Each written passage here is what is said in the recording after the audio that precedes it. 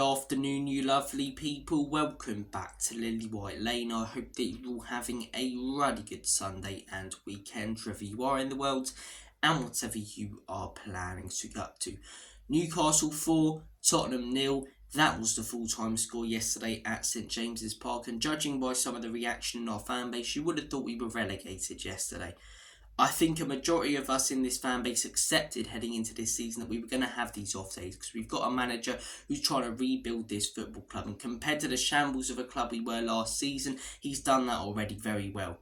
We're going in the right direction. There's been a lot of positives to take so far this season. We've got a manager, as I say, who's trying to change the philosophy in the transfer market, going in for young, exciting players instead of older, more experienced ones, and who's brought in a new style of play. Yet when we have these off days, like Jurgen Klopp did when he first joined Liverpool, like Pep Guardiola did when he first joined Man City, like Arteta did especially when he first joined Arsenal, our fan base are calling for Ange Postecoglou out. Ange out was trending on Twitter last night. And in my opinion, that's absolutely ridiculous. Everyone's entitled to their own opinion, but you want a manager out who's trying to rebuild this club, who's already got us on the same amount of points that we had overall last season, which was an absolute shambles of a season, keep in mind, whilst we're sat comfortably 5th, 10 points clear of Man United and Newcastle. And you want him out because we've lost a few games, 3 or 4-0? It's ridiculous. It's absolutely ridiculous. It's his first season at the football club. His first season, he's trying to change the style of play and instill it into the players, and that's going to take time. Another thing I don't understand is so many fans saying that Ange Postecoglou should change his system. Did Guardiola change his system when he first joined Manchester City? No, he didn't. The ownership brought in players to fit that system, and no matter how you turned up or set up your team against Guardiola's Man City, they were too good. So they play their style of play and they break you down however you set up. Same with Jurgen Klopp at Liverpool, same with Mikel Arteta at Arsenal. But we get a few poor results in our first season under Ange Postecoglou when he clearly hasn't got a good enough squad, and people are saying that he should change his system. Okay, what should he change it to? The defensive football you were all moaning and going mad about last season? Should he turn us back into a counter-attacking team? Because that worked well, didn't it? It's ridiculous. A few bad results and people call for the manager's head. A few good ones, and he's the best thing since sliced bread. That rhymed. I'm not a rapper, but you get my point. I understand criticising Ange Postecoglou, and I do myself sometimes. And yesterday, to be honest with you guys, I thought he got it wrong. I thought he made his substitutions too late, and he's done it a few times this season. He should have made them at half time, but he decided to wait 10 minutes, and by the time he decided to wait and brought on the substitutions, we were 3-0 down. Only then did we really start to take control of the game, and Newcastle's 4th goal was actually against the runner play, whereas their other 3 they deserved and were the better team when they got them. But just because he has a few off days, it doesn't mean we necessarily have to make the manager go. And all of these people who are calling for Ange Postecoglou out are the same people who are constantly pondering and questioning, well, we haven't won a trophy in 20 years. Stop calling for the manager's head. There's a bigger problem at this football club, and it's the ownership. The ownership's been here for 20 years. Conte said it himself. 20 years there's the owner, and they've never won something. The ownership's the bigger problem. We've got a manager who's trying to rebuild this club, who was backed in his first summer. There's no guarantee that he will be in the next few, but has had one summer transfer window and is in his first season. Already in his first season, we've been riddled with injuries at times, and we've been able to compete with the big boys whilst riddled with these injuries. We went to Manchester City with 2 fullbacks as our centre-backs and drew 3-3 with a last-minute equaliser. We beat Manchester United, humbled them and battered them at home. We went to the Emirates when they were all saying that they were going to absolutely destroy us and batter us like a haddock down the local chippy, and we outplayed them. We're sat 5th, 10 points clear of Newcastle and Manchester United. 10 points clear. It looks like we're going to comfortably get Europa League. Even if we lose the next 3 games, we're still going to be sat 5th. Yet we have a few poor days.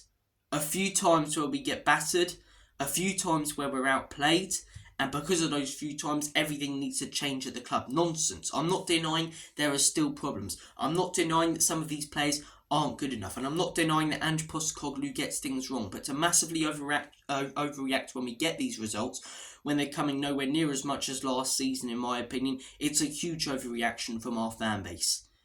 And to constantly ask a manager to change his system, in my opinion, is ridiculous. You don't ask a manager to change a system to suit the players. You bring in the players to suit the manager's system over time.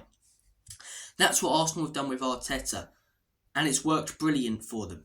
That's what Manchester City have done with Pep Guardiola. Did Pep change his system because he didn't have the players at first and because he lost 4-0 to Everton away from home or 4-2 to Leicester? No, he didn't. No, he didn't. He got backed by the ownership, got new players, and now, as I say, however you set up against Pep's Man City, whether you park the bus, whether you attack them, they're going to play through you 90 times out of 100. If Ange Postecoglou is back, like most managers at top clubs in this league, he will be successful at this football club. And I've seen enough to make me believe that based on what he's been able to do already in his first season and the way he's changed the mentality around in this fan base, or so I thought in the stadium compared to last season. But in my opinion, it's ridiculous, huge overreaction. And we shouldn't hugely overreact to wins. We should enjoy wins. But when we beat Nottingham Forest, we shouldn't be raving on about having the best players here and the best players there. It's phase 1 of a rebuild. It's a transitional season. Transitioning. Changing. We sacked Conte last season. Then we sacked his assistant for his assistant, right? That's what happened last season. Look at what else happened last season, as I say. Look at the squad that we had. Harry Kane and Heung-min Son constantly and consistently bailing us out. Because the rest of the team weren't. The rest of the team were horrendous. It's just a joke. It really is a joke how we overreact to a few of these results. In the summer, we lose Harry Kane. We finished 8th last season. Ange Postecoglou has got us comfortably sat 5th on the same amount of points we had last season with 6 games to go. Yet we all want him out because of a few poor results. Okay, well, let's just sack another manager then. Let's repeat the same cycle with this football club that happens year after year that keeps costing us. It's ridiculous. It's absolutely ridiculous, in my opinion. It really is. I want to talk about the game. And I shouldn't have looked at Twitter last night, but I did. And it's mad to me how some of our fan base thinks. It genuinely feels like some of our fan base are more concerned about proving their point about a manager or a player than they actually are this club being successful. Pisses me off. It really does. It really gets to me. So I'm sorry if you guys don't see too many uploads over the next few weeks, because to be honest with you guys, I can't be arsed with it sometimes. I love talking about Tottenham. I don't sometimes love talking to other Spurs fans. There's some brilliant ones out there, brilliant YouTube channels, as I say, who are positive, and not even necessarily just positive, but speak the truth. But there are others who are agenda driven and just more fussed about proving their point. Either way, about Ange being phenomenal or Ange being not good enough. About this player being phenomenal or this player not good enough. Some people are more... I feel like some people want Timo Werner to fail just because they constantly talk about him not being good enough to prove their point. I don't think Werner's good enough, but I don't want him to necessarily fail. I want him to succeed at this football club. I want everyone at this football club to succeed. And okay, maybe I'm wrong because I'd be delusional sometimes and I think we'll be successful. What's the point in supporting a club, as I say, if you don't believe? And I genuinely do think we've got a manager now who's already shown in his first season that he can compete with top sides in 90 minutes of football. We've only had 3 or 4 off days. Yet when we have these 3 or 4 off days, the Fulham game, yesterday's game and the Brighton game, our fan base going into complete and utter meltdown as Son's too old and Ange isn't good enough. And isn't Son's too old? Sorry, 15 goals since Harry Kane's left, yeah? 15 goals. He's been the man who stepped up. Yeah, he's too old. Okay, let's take away those 15 goals, see where we are in the table then. Let's get rid of the man who's been loyal to this football club and consistently and constantly producing and performing year after year. Because he has a few bad games then. Let's listen to these idiotic and stupid fans who call for manager after manager out.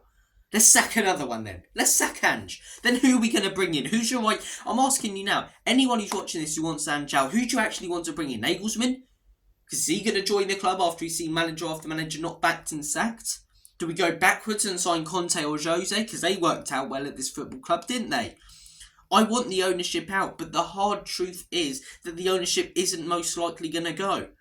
So I want a manager who can accept the ownership's philosophy, but also at the same time is going to try their best to succeed at this football club with what they've got. And Ange Postecoglou is that man, in my opinion.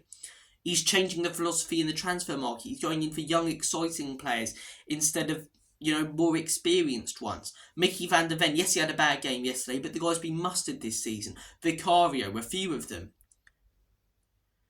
First season, no other fan base reacts like we do. Even when Arsenal fans were hounding for Arteta out, that was his second season.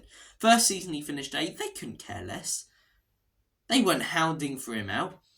I get that he won the FA Cup, but in the league they were getting some horrendous results like we are now, and they weren't hounding him out. Second season, the ownership decided to stick by the manager even when the fan base were hounding him out, and look at what they are doing now. Probably favourites, in my opinion, to win the league. I think they'll probably win at White Hart Lane in a few weeks. I think we'll give them a fight because it's at home and it's a North London derby, but they'll probably win because they're a top side.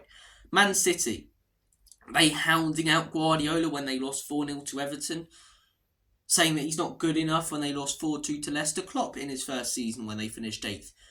Were they calling him insults and saying, head back to Germany, mate? Because they seem to all be doing that with Ange, taking the piss out of the fact he managed in Scotland. It's not the easiest league in the world, by the way. Whilst the quality may not be there, the competitiveness is, and there's 2 top sides who compete for the league every single season there. He went there and won 5 out of 6 trophies in the 2 years he was there and dominated the league, took control over it when Rangers had dominated beforehand.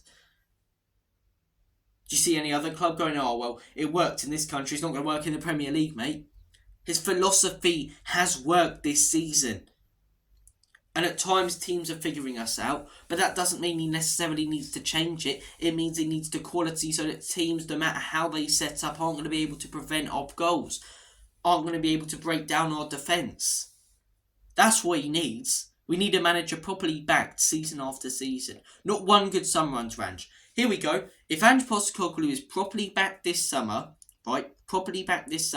and doesn't achieve as much as he does this season, then maybe questions can be asked. But in his first season, when we're overachieving compared to what we thought, so many Spurs fans were predicting us mid-table. So were opposition fans. A lot of Spurs fans were saying they'd be okay with this, yet after a few poor results we go absolutely mental. Going back to my videos before the season, I predicted us 6th, and at the time I got called out for it. Because that was apparently ridiculous compared to what we achieved the season before. That was overhyping. That meant that Spurs weren't good enough to do that. Yet when we're sat 5th, contending for Champions League football and 10 points clear of 6th and 7th, the manager needs to go after a few poor results. Makes perfect sense, doesn't it? Makes perfect sense. Look, guys, I wanted to come on here and talk about the game, but I've seen the overreaction again, just like after the Fulham game and Brighton game, and it really gets to me. So I've come on here and talked about it.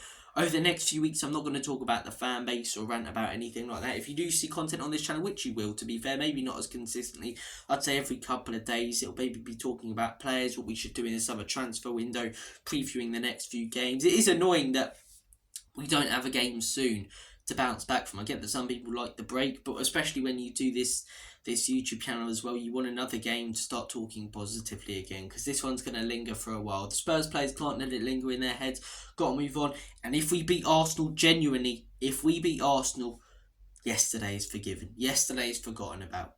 Come on, boys. Let's get the win there. Let's shut up some of those fans who are more concerned about proving their points than actually this team being successful.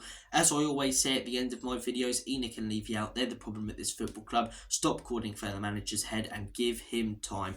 In Big Ange we trust. Enoch and Levy out. Come on.